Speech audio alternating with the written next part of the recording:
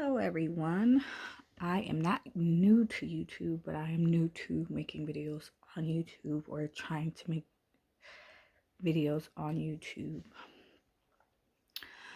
I wanted to start documenting my thyroid surgery, but kind of got lazy and just honestly didn't feel like it. I kind of kept second guessing myself whether I really could do this, so that's why honestly I hadn't documented anything. But I'm like, I guess I ought to just document it and get it out here while I still have the stitches in my neck, so then that way, people can see and understand. My first initial pre-op appointment I had November 29th. And it was just to go over what was going to happen in surgery and what to expect and stuff like that. So that appointment wasn't very long. We had already scheduled my surgery date for December 13th. And December 13th was a really special day to me. It was when I gave birth to my first son. His name was Chance. And he ended up passing away. That will be another story for another day if anybody would like to hear that story. But it was his birthday, and I really didn't want to do it on the 13th, but it felt like I didn't have any option. It was just the day that they had given me. So like I said, I had my pre-op on the 29th of November. And so from there, she just went down, some of the pre-op surgical instructions and things like that. What I could take, what I can't take, letting me know when to arrive, not to eat before midnight the night before. Just things that had to be done before my surgery. So the day of the surgery came, which was Monday, December the 13th, like I said. I had arrived. They had given me a number. That was my number. I probably waited maybe 30, 40 minutes before I got called in the back. And then my nurse, I guess, was there to just, I had to do a urine test to be sure I wasn't pregnant. From there, I had to get changed into the socks, the gown, the head cap, or the sterile cap, and take off all my clothes because it wasn't sterile for the sterile field, as they call it. So from there, I had got dressed and all that other stuff. I laid kind of in the bed, and I had met my anesthesiologist. He came and he let me know what was gonna go on, and he was letting me know, they'll probably give you a relaxer before, I come in and put the mask on you. And I was like, okay. Then my surgeon came and he basically told me what was gonna happen and what to expect again after surgery, like pre-op stuff.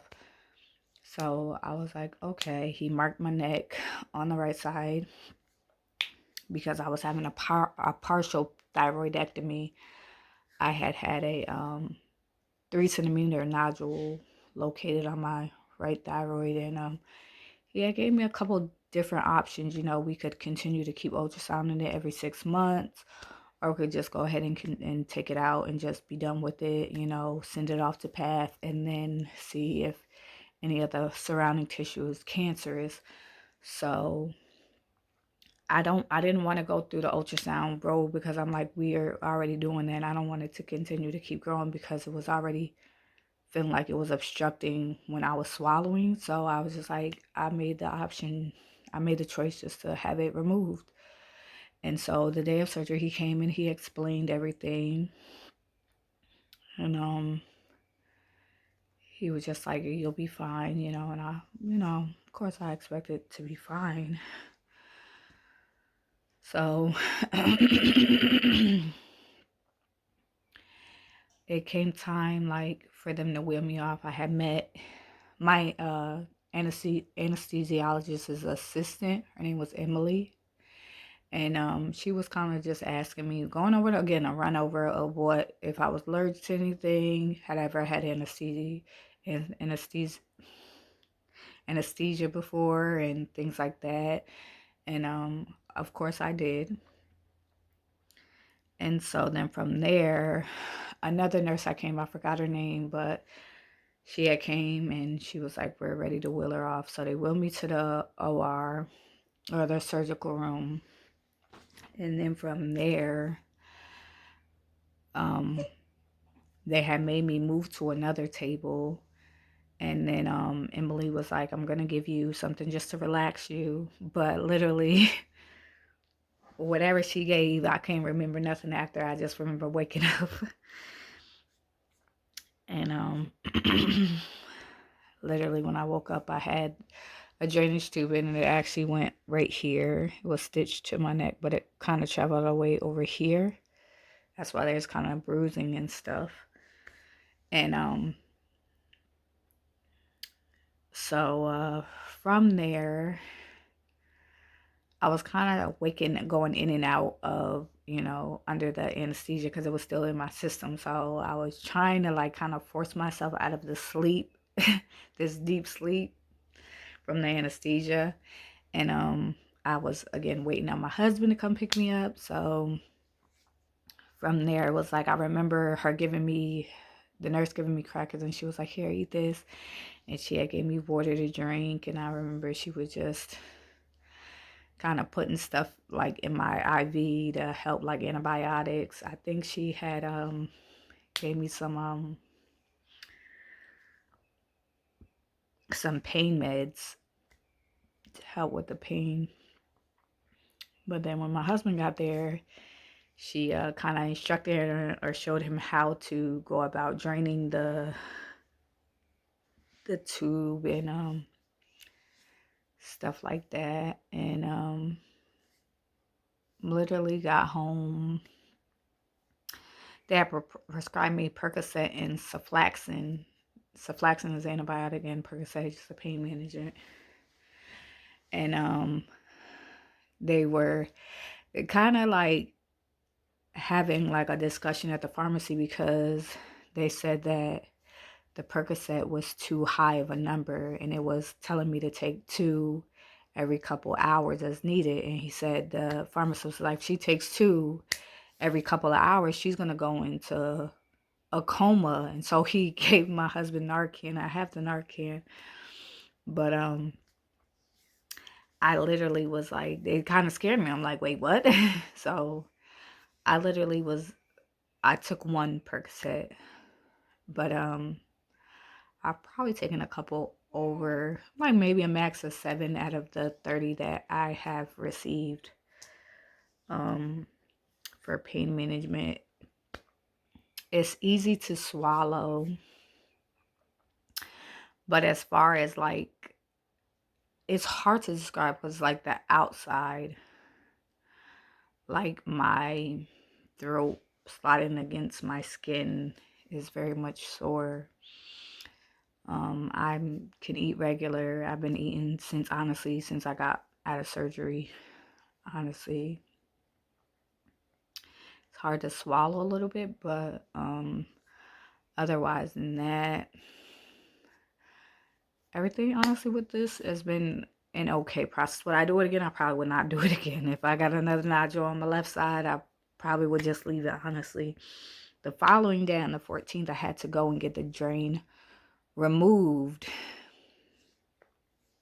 And I was kind of dreading that because I knew they couldn't give me like no numbing medicine because it was on the inside. So I was like, oh gosh, this is gonna hurt. But and my doctor had kind of stitched it in my neck, so it was hard for the doctor who was taking it out to get it because he had stitched it so good in there.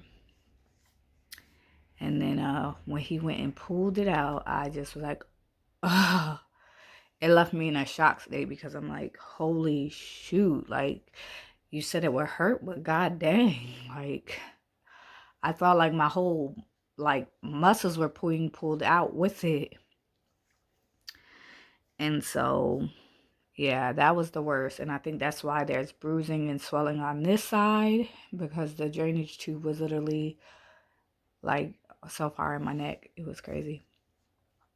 But Yes, I had a partial thyroidectomy on my right side. I had a 3 centimeter nodule. I had it fine needle aspiration performed on it, and they said it was benign, but they still sent off the thyroid itself just to be sure there was no cancer cells or cancer in the outer skirts of it, because they only tested again just the nodule, not the outer parts of it. So they wanted to be sure that there is no cancer in it, and I will find out my past results when I go to get my stitches out, which will be on 12/21, which is next Tuesday, thank goodness.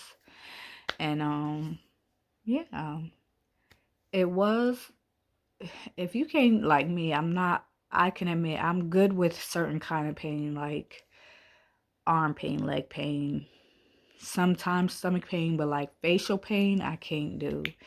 It's like I get really babyish, I would say, because it's like I don't like to be swole. Like if I get like having a tooth pulled, I don't like for my face to hurt, for my jaw to hurt. And usually that's what's hurting, is like your jaw. It'll hurt your ears because your jaw's hurting. And so I can admit the first two days were really, really rough jaw wise, because it was like there's still pain going up my neck that affects my ear because of the nerve. As far as like my neck is kind of still numb. Like I can't really feel anything. Like my doctor had actually, well, one of the doctor who took out my joint, he just prescribed me just really, like I seen some people who have like gauze over theirs.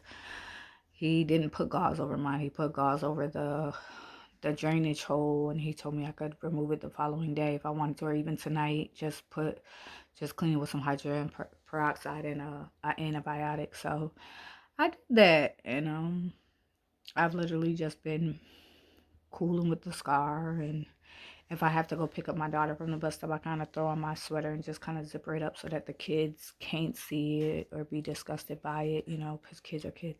Kids don't understand. So yeah, I just wanted to get on and at least document some of this process with my partial thyroidectomy, and encourage other people out there who are going through this. It's okay. It's an okay process. I'm grateful I didn't have to have my entire thyroid taken out, so I still have a partial functioning thyroid, so I don't have to be on pills or medication for the rest of my life. But yeah, so if you have any questions, just leave them down below. I'll get to them as soon as possible. Please be sure to like, comment, subscribe if you like. And yeah, I will see you all on the next one. If I can, I'll try to insert